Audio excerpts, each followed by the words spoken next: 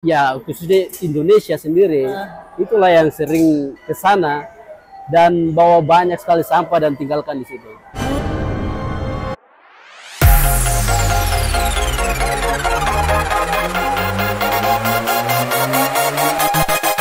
Halo Kakak Konstan. Halo.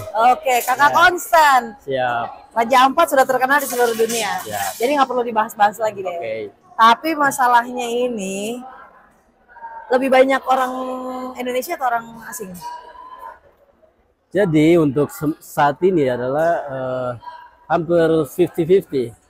Oh sekarang? Ya sekarang. Oh jadi orang Indonesia juga udah mulai berpikir untuk pergi ke banyak sekali. Raja Ampat. Jadi untuk teman-teman dari luar pun sudah banyak sekali. Dari suku-suku lain banyak sekali di sana. Oh, jadi di dalam Papua sendiri juga sudah bergerak. Jadi local destination. Karena saya takutnya suatu saat Papua akan hilang. Orang-orang Papua akan maksudnya hilang?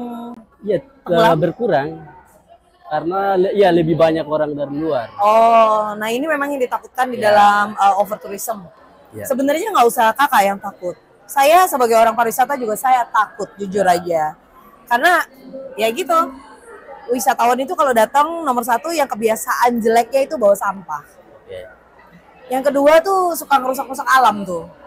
Ada nggak wisatawan yang kayaknya datang terus ngerusak alam gitu? Iya, jadi sebenarnya yang kalau untuk mancanegara kita tahu lah mereka ada kebanyakan mereka kan peduli tentang alam dan karena mereka untuk sudah sampah, belajar ya. Untuk sampah itu jarang sekali. Tetapi kita punya masyarakat sendiri yang ya khususnya Indonesia sendiri, itulah yang sering kami lihat melakukan hal itu.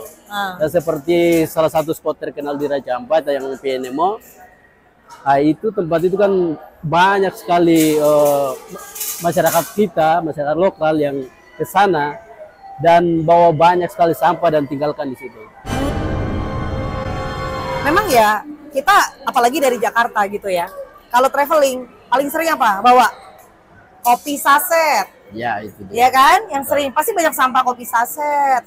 Cemil-cemilan yang plastik-plastikan. Terus udah gitu ya gitulah, nggak tahu kenapa memang karakter wisatawan ini, saya open aja ya, karakter wisatawan Indonesia itu takut lapar.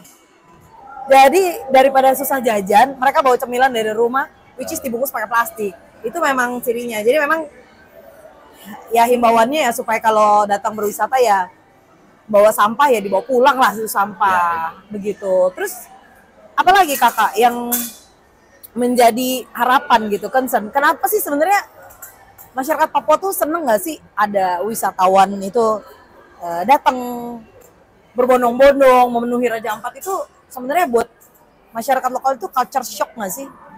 Jadi kalau untuk wisatawan ya, khusus wisatawan kalau ke khususnya Papua atau Raja Ampat, kalau mereka hanya berwisata dan menumbuhkan ekonomi Raja Ampat, itu masyarakat welcome saja. Mereka terima saja untuk datang dan ya membuat sesuatu yang ini untuk perkembangan ekonomi masyarakat di sana. Namun ada hal yang sering terjadi adalah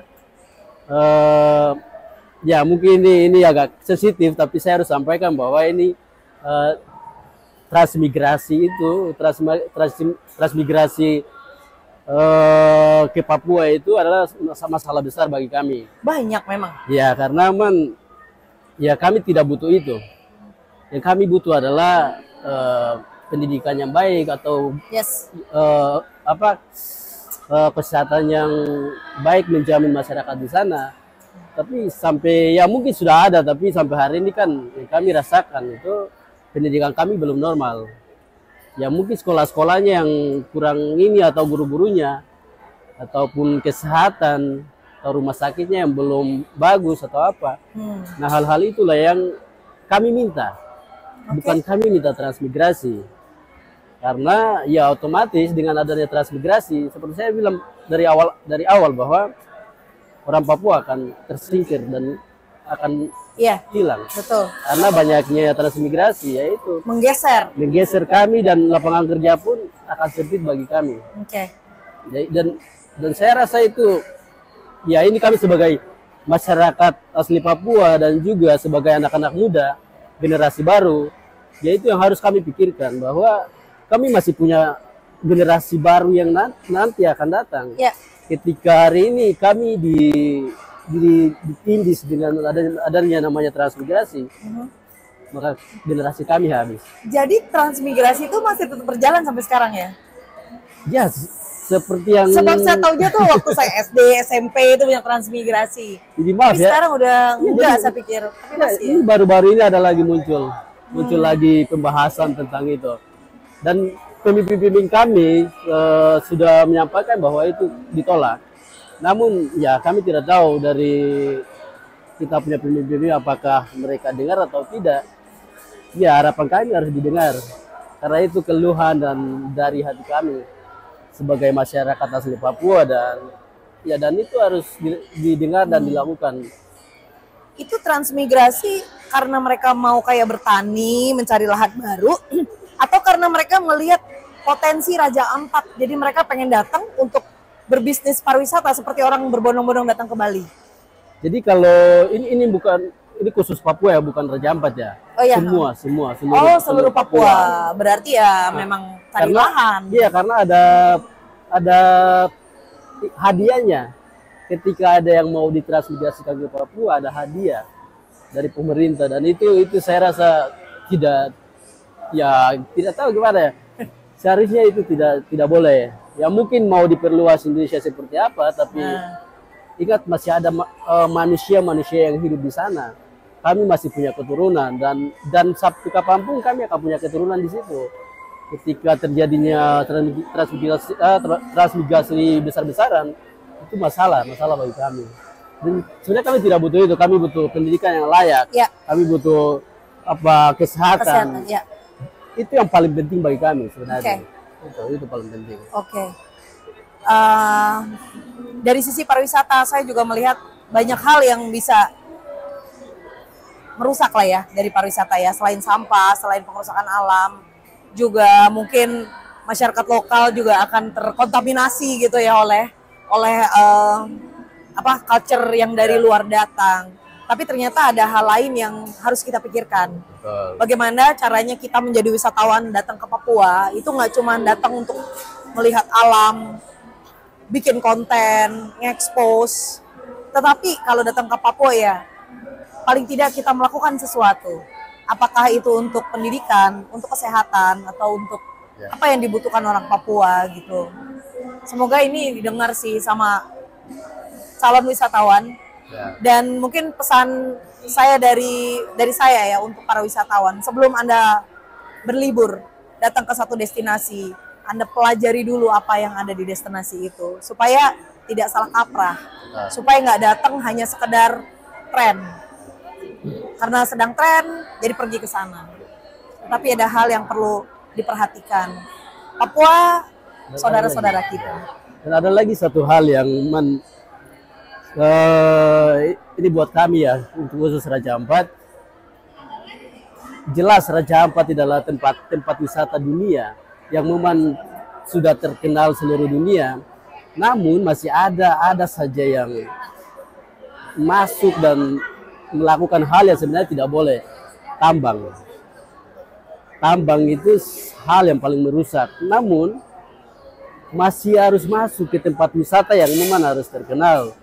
Dan memang hal ini ya kami tidak tahu, kami sebagai anak lokal, pengusaha homestay atau bergerak di dunia pariwisata, kami sangat menolak itu.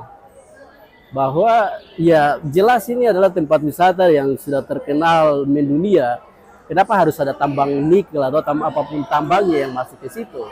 Itu mematikan kami dan mematikan generasi berikutnya.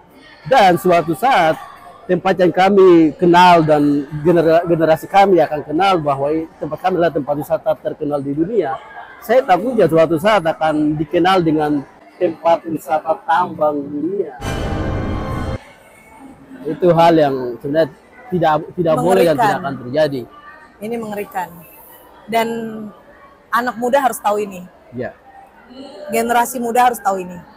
Generasi muda seluruh Indonesia atau bahkan seluruh dunia harus berpikir untuk ini. Jadi nggak bisa cuman ada menjadi kesusahan orang Papua. tapi menjadi kesusahan kita bersama. Ya, jadi sebenarnya saya bicara hari ini pun saya berharap untuk seluruh anak-anak muda Raja Ampat atau Papua atau khususnya seluruh Indonesia, ayo kita sama-sama pikir tentang keberlangsungan atau kelanjutan alam yang kita pijaki saat ini.